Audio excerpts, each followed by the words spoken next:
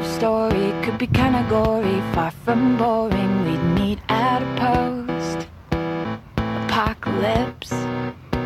Yeah, I'd be slowly walking in a group stalking you. You'd be the only man alive that I could not resist. Then all of your friends, they'd try to kill us, but only because they'd be jealous that our love is deeper than Edward and Bella's. Oh, if I were a zombie, I'd never eat your brain. I just want your heart, yeah, I don't want your heart, I just want your heart, yeah. Oh, if I were a zombie, I'd never eat your brain. I just want your heart, yeah, I don't want your heart, I just want your heart, cause I want you. You'd be hiding in a second floor apartment, knocking all the stairs down to save your life from the undead. Double barrel shotgun, taking out the slow ones. Then you'd see the passion burning in my eye, and I'd keep my head. Then all of your friends, they'd try to kill us, but only because they'd be jealous that our love is deeper than Edward and Bella's. Oh, if I were a zombie, I'd never eat your brain.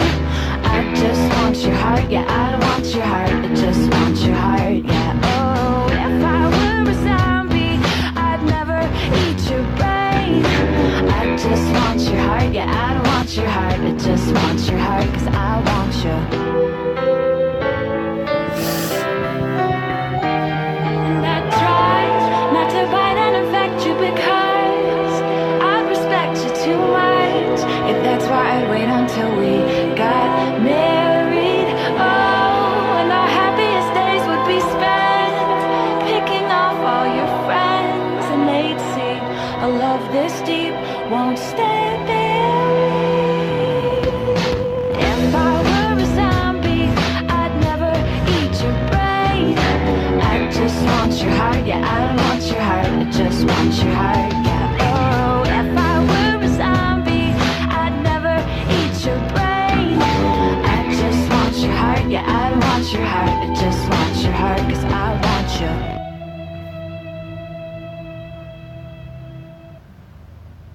Town. On today's episode of Draw My Bit Life, we have a girl named Selkie O'Reilly. She's got pretty normal stats, and she was born in Dublin. Her mother is only 20 years old and still a university student, and Selkie doesn't know who her father is, though she does get a half-sister in her first year of life. She also gets measles, which is really dangerous at such a young age, so I sent her to the doctor, and luckily Kyle Taff was able to take care of it. Her mother takes her to get vaccinated a little too late, and then she gets lactose intolerance, which I don't think the doctor can fix.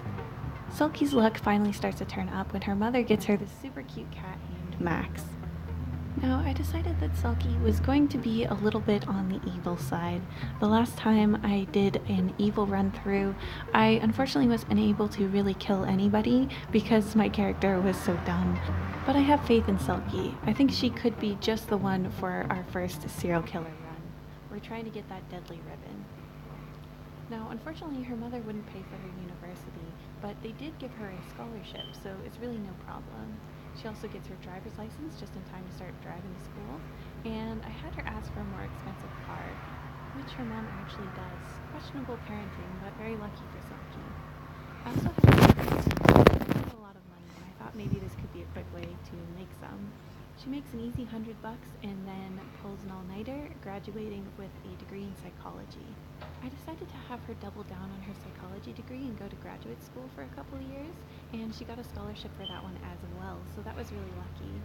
I also had her get a part-time gig being a lab assistant at the university where she was studying so she could make a little money. Right after that, she graduated graduate school and was released from that part-time job, so she was ready to get her real one. She applied to be a crime scene technician, which I thought would be really helpful if she does start killing people, because then she can start hiding evidence and no one will know that it's her. She also meets a guy in the library named Ryan O'Hara who's really crazy, so I thought he'd be perfect for her. And BitLife pretty much confirms that for me because, first of all, they go to a movie theater and like it the exact same amount, and then she also gets pregnant almost right away, so clearly they're getting along. I decided to keep the baby, and he immediately proposes as well. So Silky is on her way to a very normal looking life. Normal from the outside. That's the important thing. I wanted her to be that type of serial killer anyway, so this is actually perfectly in line with the plan. She decides not to take a prenup because she doesn't leave marriages by divorcing people. And she also decided to keep her own name, even though I did think that Mrs. O'Reilly O'Hara is a hilarious hyphenated last name. Her childhood cat Max dies at the age of 17, so she named her new baby Max in honor of her cat. Straight out of maternity leave, she gets a major promotion, which is really good because kids are expensive, and then she gets pregnant again.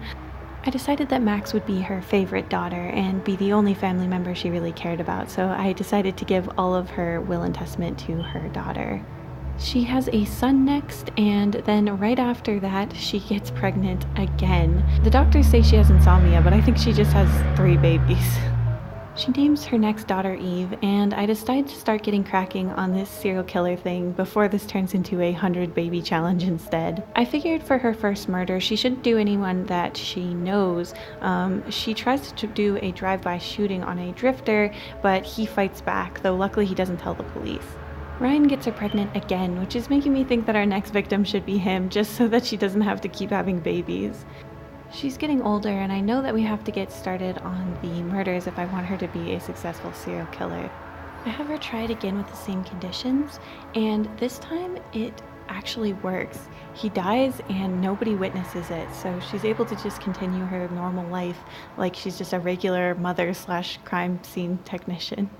I know most killers don't have a totally normal life outside of their killing, so I decided that she should dabble in a few other crimes. I actually really like the burglary minigame, so I decided that Selkie was going to rob this poor old woman. It just really doubles down on her evil on top of killing strangers for no reason. Ryan's out here still trying to make this a 100 baby challenge, but unfortunately she loses the baby, the stress of which causing her to go for her second murder. This time she goes after her friend Sadie, and once again she's able to commit the murder and nobody notices. She needs at least 3 to be considered a serial killer, so next time she decides to go after Ryan.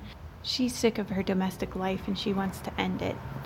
But while he does actually die from this, she does get busted by the cops this time. So unfortunately, we're looking at some serious jail time.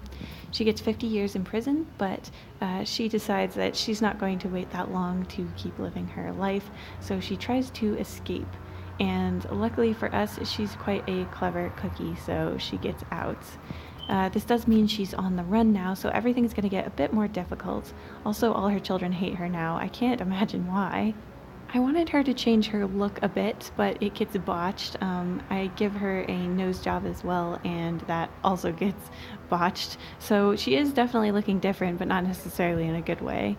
Nobody will let her immigrate, so she tries to go illegally, but that doesn't work out. So she ends up getting captured again for felony escape and gets back to prison for 55 years. She decides that she's going to just scoot right out of there once again, and hopefully this time she can stay out of the clinker for a bit longer.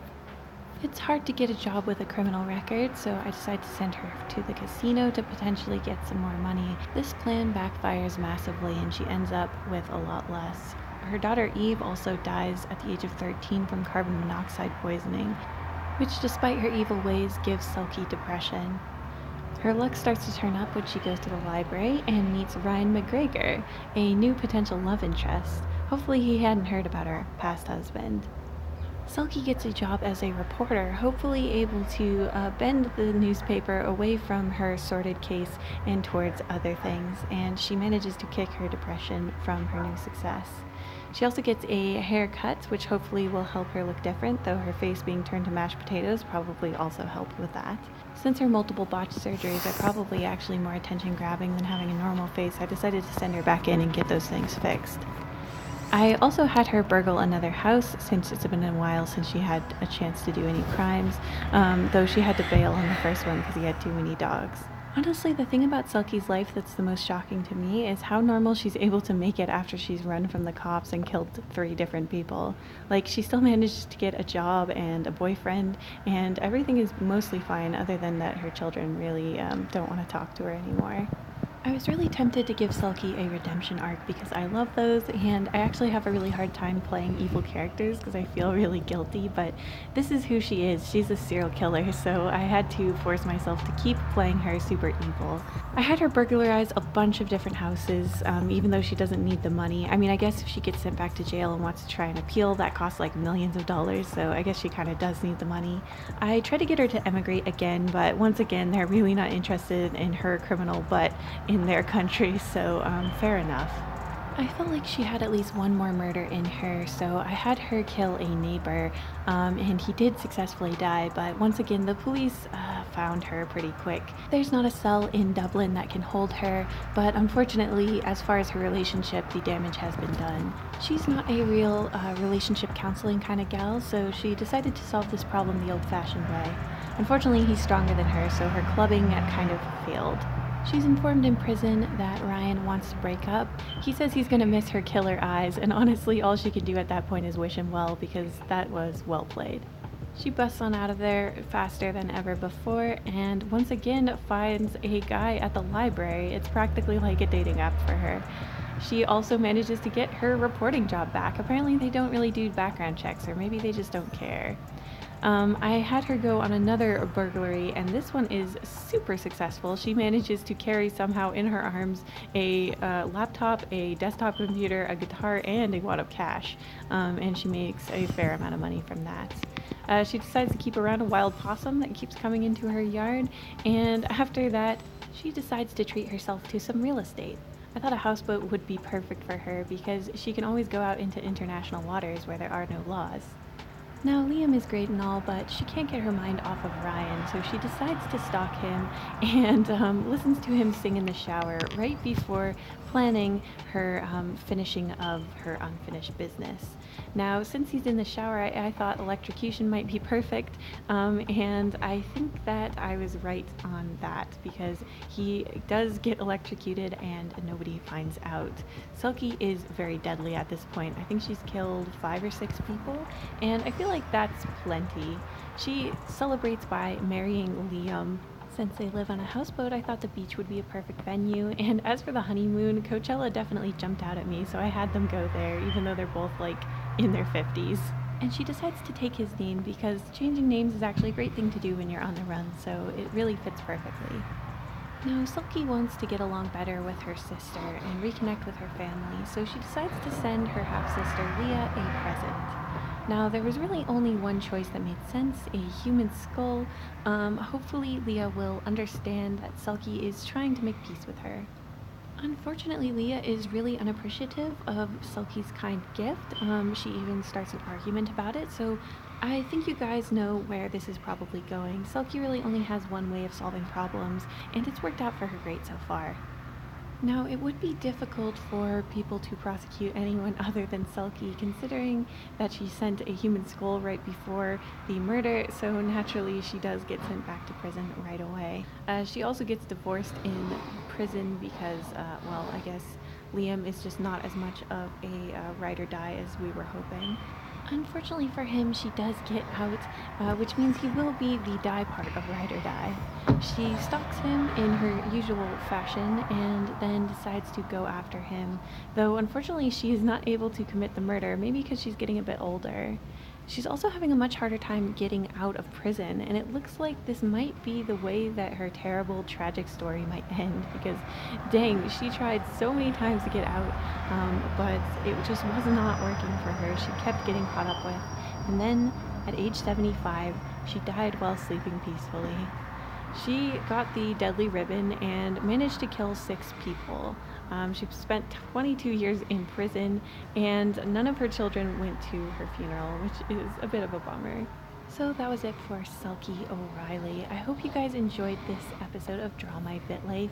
Let me know what you want me to do next in the comments, and I will see you guys in the next one.